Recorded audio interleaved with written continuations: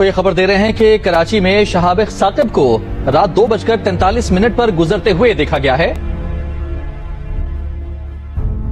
इस वीडियो में ये बताया जा रहा है कि 17 मार्च 2025 रात 2:43 पे आसमान में ये नज़ारा देखा गया। आमतौर पर हम इसे टूटा हुआ तारा कहते हैं, लेकिन इसे साइंस की ज़ुबान में मेटेओर्स कहा जाता है। ये मेटल या पत्थर पर मुश्तमिल हो सकते हैं। दरअसल ये खला में पाए जाने वाले एस्टेरॉयड या कॉमेट का हिस्सा होते हैं। खला में 3 किस्म की चट्टानें पाई जाती हैं: एस्टेरॉयड, कॉमेट और मेटेओर्स। साइंसदानों का ये मानना है कि ये चट्टानें सूरज और प्लैनेट्स के बनने के बाद स्पेस में रह जाने वाले मटेरियल्स हैं। ये साइज में बड़े भी हो सकते हैं और छोटे भी। आइए जानते हैं इनमें क्या फ़र्क होता है। एस्टेरॉयड ये खला में पाए जाने वाले पत्थरों में सबसे बड़े साइज़ के होते हैं। ये सूरज के गिर्द पाए जाते हैं। इसके अलावा मार्स और जुपिटर के दरमियान एस्टेरॉयड बेल्ट में भी होते हैं। मार्स और जुपिटर के दरमियान एस्टेरॉयड बेल्ट के अंदर वाली साइड पे ये स्टील, गोल्ड, प्लेटिनियम और निकल जैसी धातु पर मुश्तमिल होते हैं, और एस्टेरॉयड बेल्ट के बैरूनी हिस्से में ये सिर्फ पत्थरों पर मुश्तमिल होते हैं। हमारे सोलर सिस्टम में लाखों एस्टेरॉयड हैं।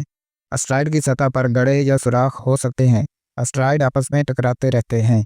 कॉमेट ये खला में पाए जाने वाले दूसरी किस्म की चट्टानें हैं। ये आसमान में चमकती हुई रोशनी की तरह दिखाई देते हैं। ये पानी, जमी हुई गैस, पत्थर, दांत के टुकड़ों पर मुश्तमिल होते हैं।